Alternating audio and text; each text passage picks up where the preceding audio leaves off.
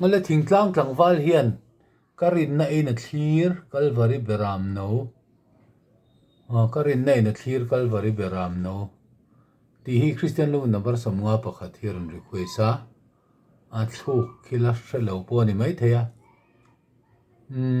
hai lai Christian habu number za somli pakhat nen hian a in angani a thuk hi Christian lo number za somli pakhat kum tam tak hril ta ti nen khan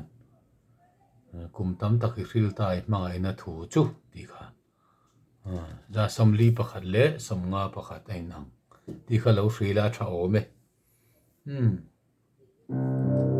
mong chang in chang khat nei han samai la tha ome an no type pa hian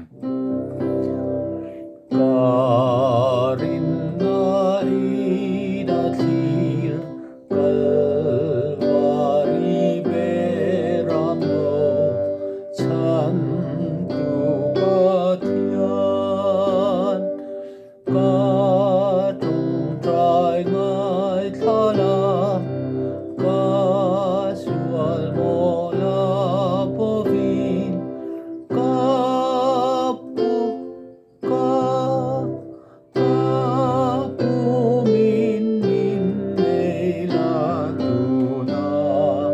trong hia katiang khani karin na ina thir Calvary beram no chan tu pathian ka trong trai ngai thala ka sual mo la bovin ka pu min nei la tu na trong hia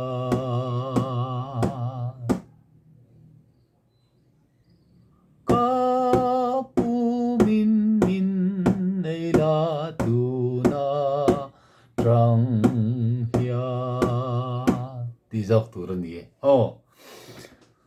ti khani du tok le phot mai ang a thuk hriat na tur ani a di thlap khan kan savek lawanga kha solfa kha lo en pa